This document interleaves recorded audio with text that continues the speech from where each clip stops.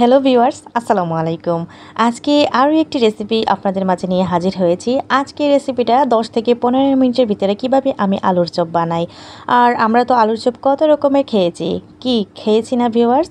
আমরা বিস্কিটের গুঁড়ো দিয়ে ডিমে চুবিয়ে খেয়েছি এবং ব্রেড ক্রাম্বস দিয়ে ডিমে চুবিয়ে খেয়েছি। আজকে দেখাবো কিভাবে ইউনিকভাবে কিভাবে ক্রিস্পি থাকে আমার আজকের আলু চপ, আর খেতে ভীষণ মজা হয়। তো ভিউয়ার্স, এখানে দেখতে পাচ্ছেন বেগুন, আলু। আমি একই দিনে কিন্তু বেগুনি, আলু এগুলো ভিডিও করেছি এবং আলু চপের ভিডিওটা একই দিনে করেছি এবং একই ডো ছিল আমার, সেজন্য আমি এটা স্কিপ করি নাই, এটা এখানে দিয়ে দিয়েছি। তো ভিউয়ার্স, প্রথমে দেখতে পেয়েছিলেন আমি কিন্তু বেসন নিয়েছি, আর বেসনটা আমার ছাকাই ছিল, আর চালের গুঁড়াটা দিয়েছি এখানে অ্যাড করে।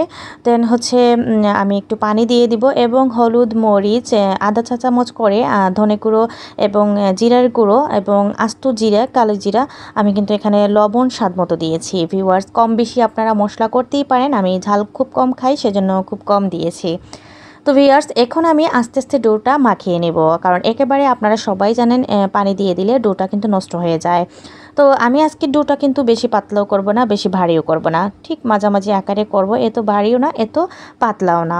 ভিউয়ার্স, এই পর্যন্ত এসে যারা লাইক দিতে ভুলে গিয়েছেন, প্লিজ একটা লাইক করে দিবেন। ছোট্ট একটা লাইকের কারণে আমার ভিডিওটা হয়তো অন্যজনের কাছে চলে যাবে। ভিউয়ার্স, আপনারা যারা কমেন্ট করেন তাদের অসংখ্য ধন্যবাদ। আমি মন থেকে দোয়াও করি এবং অনেক ভালোবাসা আপনাদের জন্য। তো ভিউয়ার্স, যারা নতুন এসেছেন তারা ধৈর্য সহকারে আমার সাথে থাকবেন, অবশ্যই আপনারা ব্যাক পাবেন। তো দেখতে পারতেছেন আমার ডোটা কিন্তু এখনও হয় নাই, ঠিক 5 মিনিটের ভিতরেই কিন্তু আমার আজকে এই ডোটা হয়ে যাবে। তো ভিউয়ার্স, যারা নতুন আছেন তাদেরকে মনের অন্তঃস্থ দোয়া এবং ভালোবাসা, যারা পুরনো আছেন তাদের মনের অন্তঃস্থ অনেক দোয়া ভালোবাসা। এই মুহূর্তে দেশ এবং দেশের বাইরে যে যেখান থেকে আমার ভিডিও দেখতেছেন সবাইকে জানাই মনের অন্তরের থেকে অনেক দোয়া এবং ভালোবাসা। তো আমার ডোটা কিন্তু পারফেক্ট হয়ে গিয়েছিল। এখন আমি কালারটা এখানে অ্যাড করেছি এবং আমি ফুড কালার অ্যাড করেছি, আর এটা আমি অ্যাড করেছি রেড কালার। আর রেড কালারটা না দিলে কিন্তু আসলেও ভালো লাগে না, কারণ কালারটা সাদা হয়ে যায়। আর আমরা তো এমনিতেই ঝাল কম খাই, মরিচের গুঁড়াটা কম দিয়েছি, সেই বিধায় আরও সাদা দেখাচ্ছিল। আমি কি করেছি এখানে একটুখানি 2 থেকে 3 ফোঁটা কিন্তু আমি ফুড কালারটা ইউজ করেছি। এবারে 10 মিনিটের মতো ডোটা রেস্টে রেখে আমি এদিকে আলুটা কিন্তু সিদ্ধ হয়ে গিয়েছিল, তারপর কিন্তু আমি ম্যাশ করে নিয়েছি এভাবে। আর তারপরে কিন্তু পেঁয়াজটা কিন্তু লম্বাই ছিল, তারপর পেঁয়াজটা কিন্তু আমি কাঁচি দিয়ে কেটেছি এবং একটা কাঁচামরিচ কেটে দিয়েছি। আর পেঁয়াজটা আমি লবণ মরিচ ভালো করে কষলিয়ে নিয়েছি, তারপরে কিন্তু আমি আলুতে দিয়েছি। তো এবারে ভালো করে কিন্তু মাখিয়ে নিব। এখানে কিন্তু বেশি লবণ দেওয়া যাবে না, কারণ ডোতে আমরা লবণ দিয়েছি।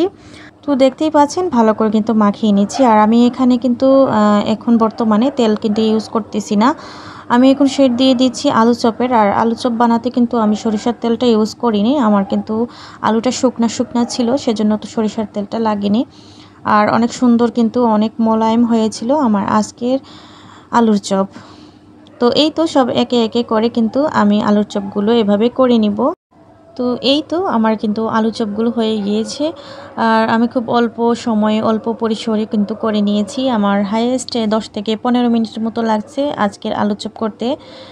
তো এই তো এখন আমি ডোটা নিয়ে এসেছি, আর ডোটা নেওয়ার আগে কিন্তু আমি হাত দিয়ে আবারও কিন্তু মাখিয়ে নিয়েছি, কারণ এটা রাখার পরে কিন্তু পানি ছেড়ে দেয়। তারপরে কিন্তু আমি হাত দিয়ে ভালো করে মাখিয়ে তারপরে কিন্তু আমি এভাবে একটা একটা করে আলুর চপ দিয়ে এভাবে চামচের সাহায্যে কিন্তু আমি তেলে দিয়ে দিব। আর তেলটা কিন্তু বেশি গরম হয় নাই, মাঝামাঝি আকারেই ছিল।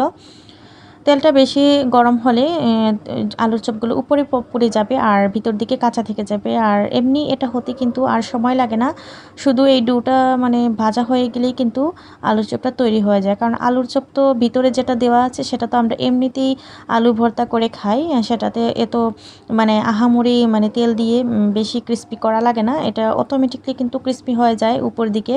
আর ভিতর দিকে কিন্তু খুব ভালো একটা ভাব আসে, গ্রান থাকে, খেতেও ভালো লাগে। তো বেশি হলে আমার 5 মিনিটের মতো লেগেছে ভাজার যে ইয়েটা, তো ভাজার যে টিপসটা। আর আমি কিন্তু এত আগুনও দেই নাই, লো আছে কিন্তু রান্না করেছি। এই তো একে একটা করে আমি কিন্তু তুলে নিচ্ছি। তো আজকেও কিন্তু মেহমান ছিলেন বাসায়, তো আলহামদুলিল্লাহ ভিডিও করার মতো মেহমান আসার পরে আমি কিন্তু কোনো ধরনের ভিডিও করতে পারিনি, এতটা ঝামেলায় ছিলাম, কারণ সব একা হাতে সামলিয়েছি। তো এই তো সবগুলো কিন্তু ভেজে নিচ্ছি, আর অনেক সুন্দর হয়েছে, এক একটা অনেক ফুলকো হয়েছে। তো অনেকেই কিন্তু এই ফুলকো হয় না আলুর চপ, চিন্তা করেন ফুলকো হয় না কেন। অবশ্যই 10 মিনিট রেস্টে দিলে কিন্তু ডোটা ফুলকো হয়ে যায়। তো এই ছিল আমার আজকের আলুর চপ। অবশ্যই বাসায় ট্রাই করে দেখতে পারেন। আমার আজকের রেসিপিটা অনেক ইউনিক এবং অনেক ইয়ম্মি হয়েছিল। তো অনেক গরম, হাত দিয়ে কিন্তু নিয়ে দেখাতে পারতেছি না। খুব ভালো হয়েছিল, খেতেও কিন্তু গরম গরম অনেক সুস্বাদু লেগেছিল। তো এই তো দেখতেই পাচ্ছেন কত সুন্দর কালার, কত সুন্দর, জাস্ট ওয়াও লুকিং। তো আজকের মতো ভিডিওটা এই পর্যন্তই। নতুন ভিডিও নিয়ে অবশ্যই হাজির হব আপনাদের মাঝে। সে অবধি সবাই ভালো থাকবেন, সুস্থ থাকবেন। থ্যাংকস ফর ওয়াচিং এন্ড আসসালামু আলাইকুম।